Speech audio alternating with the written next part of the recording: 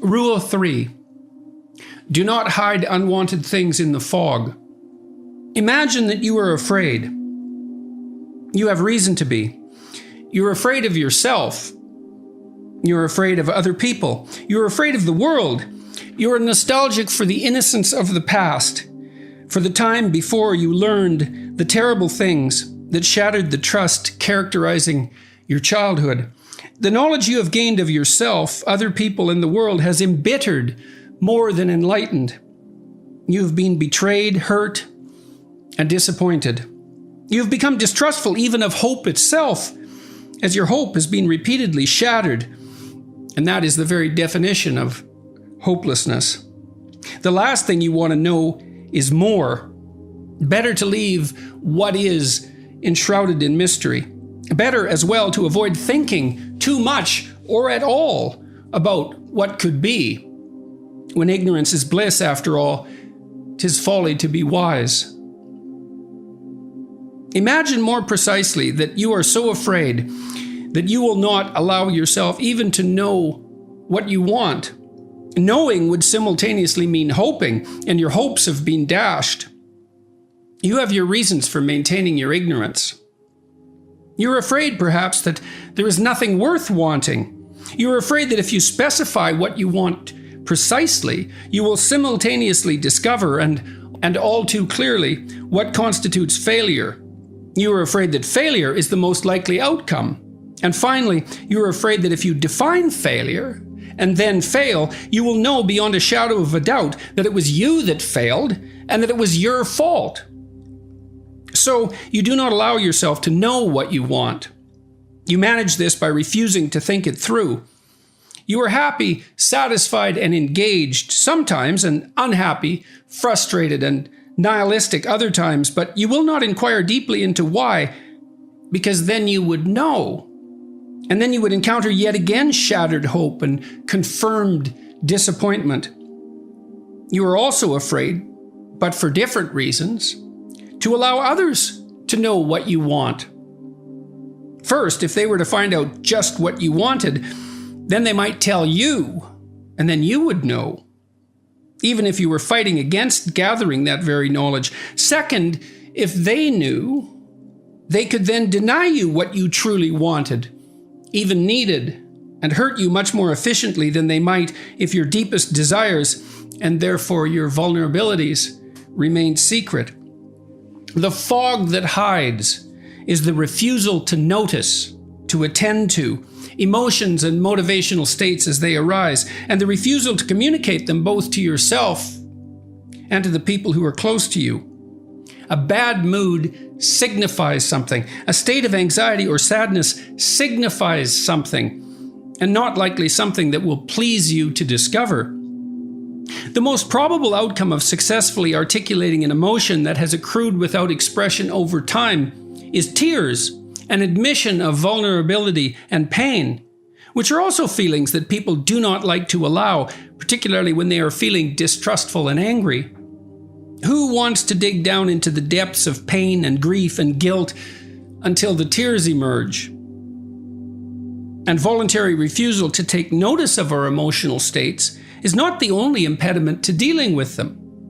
If your wife or husband, or whomever else you are tangled up with unhappily at the moment, says something that comes too close to the painful truth, for example, then a sharp and insulting remark will often shut them up, and is therefore very likely to be offered.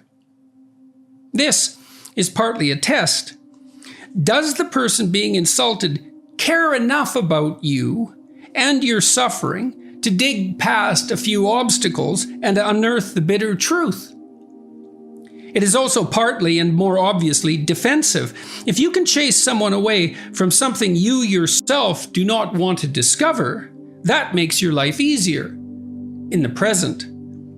Sadly, it is also very disappointing if that defense succeeds, and is typically accompanied by a sense of abandonment, loneliness, and self-betrayal.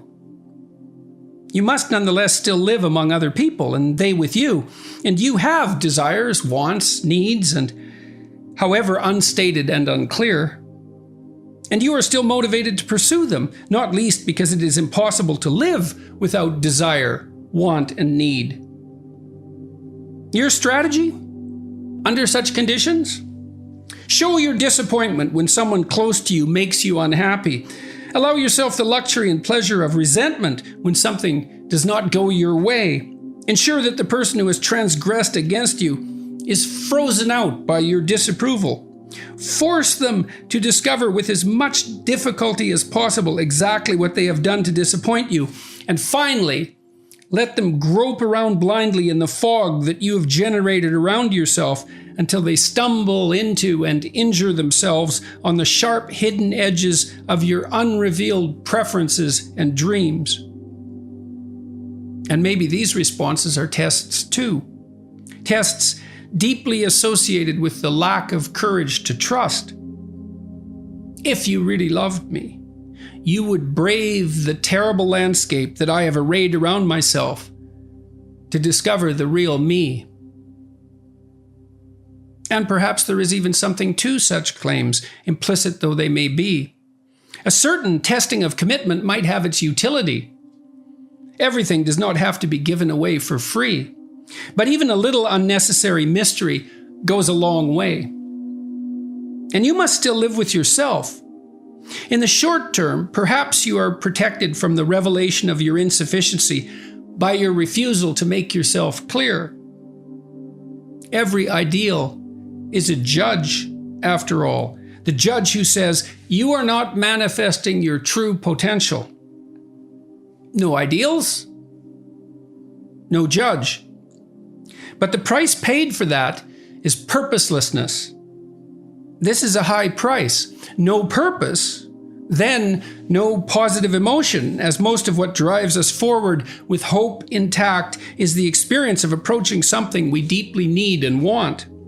And worse, when we are without purpose, chronic, overwhelming anxiety, as focused purpose constrains what is otherwise likely to be the intolerable chaos of unexploited possibility and too much choice. If you make what you want clear and commit yourself to its pursuit, you may fail. But if you do not make what you want clear, then you will certainly fail. You cannot hit a target that you refuse to see. You cannot hit a target if you do not take aim. And equally dangerously, in both cases, you will not accrue the advantage of aiming, but missing. You will not benefit from the learning that inevitably takes place when things do not go your way. Success at a given endeavor often means trying, falling short, recalibrating with the new knowledge generated painfully by the failure, and then trying again and falling short, often repeated ad nauseum. Sometimes all that learning, impossible without the failure, leads you to see that aiming your ambition in a different direction would be better. Not because it is easier, not because you have given up, not because you are avoiding, but because you have learned through the vicissitudes of your experience that what you seek is not to be found where you were looking, or is simply not attainable in the manner by which you chose to pursue it. So, what might you do? What should you do as an alternative to hiding things in the fog? Admit to your feelings. This is a very tricky matter, and it does not simply mean give in to them. First, noting, much less communicating, feelings of petty anger or pain due to lonesomeness or anxiety about something that might be trivial or jealousy that is likely unwarranted is embarrassing. The admission of such feelings is a revelation of ignorance, insufficiency, and vulnerability. Second, it is unsettling to allow for the possibility that your feelings, however overwhelming and convincing, might be misplaced and in your ignorance pointing you in the wrong direction. It is possible that you have misinterpreted the situation entirely, for reasons of which you remain fundamentally unconscious. It is for such reasons that trust is vital, but trust of the mature and tragic sort. A naive person trusts because he or she believes that people are essentially or even universally trustworthy. but any person who has truly lived has been or has betrayed. Someone with experience knows that people are capable of deception and willing to deceive. That knowledge brings with it an arguably justified pessimism about human nature, personal and otherwise, but it also opens the door to another kind of faith in humanity, one based on courage rather than naivete. I will trust you. I will extend my hand to you, despite the risk of betrayal, because it is possible, through trust, to bring out the best in you and perhaps in me. So I will accept substantial risk to open the door to cooperation and negotiation. And even if you do betray me in a not too unforgivable manner, assuming a certain degree, shall we say, of genuine apology and contrition on your part, I will continue to extend my hand. And part of the way I will do that is by telling you what I am feeling. A certain necessary humility must accompany such raw revelations. I should not say, at least not ideally, you have been ignoring me lately. I should say, instead, I feel isolated and lonely and hurt, and cannot help but feel that you have not been as attentive to me over the last few months as I would have liked, or that might have been best for us as a couple. But I'm unsure if I am just imagining all this because I'm upset, or if I'm genuinely seeing what's going on. The latter statement gets the point across, but avoids the accusatory stance that so often serves as a first defense against a serious get-to-the-bottom-of-things conversation. And it's very possible that you are wrong about just what it is that is causing you to feel the way you do. If you are, you need to know it, because there's no point in propagating errors that are causing you and others pain and interfering with your future. Best to find out what is true, best to disperse the fog, and find out if the sharp objects you feared were lurking there are real or fantastical. And there is always the danger that some of them are real, but it is better to see them than to keep them occluded by the fog, because you can at least sometimes avoid the danger that you are willing to see.